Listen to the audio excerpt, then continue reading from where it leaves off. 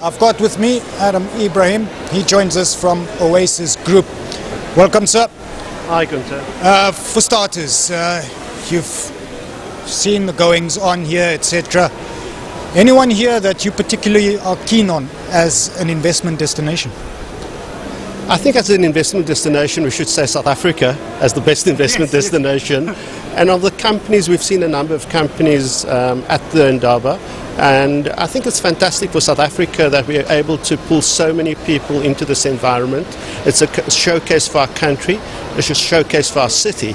And what we need as investors and as an investment community and as government and as the companies present in South Africa, we really need to start saying this is a fantastic place to invest, because it is.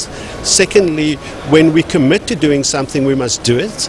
And I think we will turn many of these investors, potential investors, into investors, and also potentially they'll bring their families to come visit us, so it creates a huge tourist opportunity for us. These mining companies that are here, do you see any of them that offer that type of attractiveness? Many of them, and many of them we invested in. So some of the very large companies like Anglo American, BHP, Anglo Gold, they're fantastic businesses, great management, great assets, well diversified, strong balance sheets, so we like them. Then some of the mid-caps like Assor, which is just up the road, the world's second largest manganese producer and a substantial iron ore producer, and it's a fantastic company. And then a smaller company like Pallinghurst, and we can talk about that in a bit more detail, I think is just a fantastic company investing. All of these companies have invested through the cycle and they've got low-cost assets. When you say investing through the cycle and good management, can you elaborate on that? What do you mean? When you invest through the cycle, it means that every year you are consistent in your investment, in good times and in bad times. So you actually invest. So when the good times come, you have the assets and to deliver. And then when the bad times come, you actually have the balance sheet and the strength to continue investing. And so these are the companies, one, that land up having the best assets. Secondly, they land up having the lowest cost assets.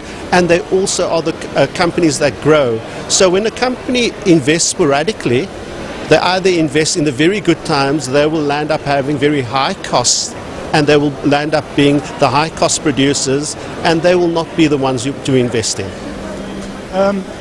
What sets the failures apart? I think failures, successful companies, I mentioned good quality assets.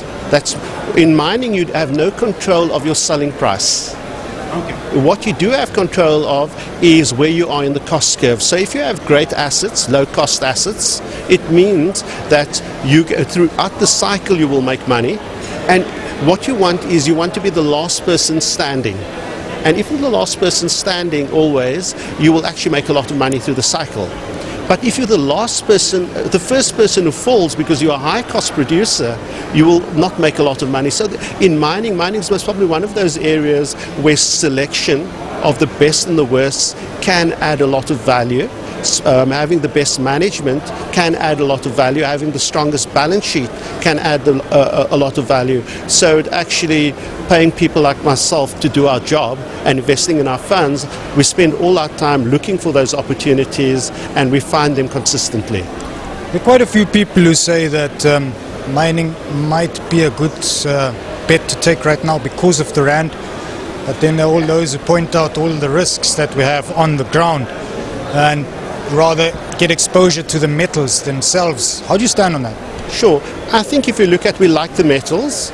I think the metals are very attractive. However, there's a couple of things. When you're investing in a mining company, you actually geared to the metal. So normally a 1% change in the metal price should result in a 2 to 3% change in profitability. So if the metal price is low, you actually want to be in the mining companies because you'll get 3 times the amount of return than investing directly in the metals. And if you look at the global economy is in an upturn. Secondly, most commodity exporting countries have had their currencies weaken quite dramatically, which makes it a lot easier for them to make profits. And so the final thing is many of these companies have cut their capex and exploration, so the future supply of commodities are going to be lower, which means prices will be higher.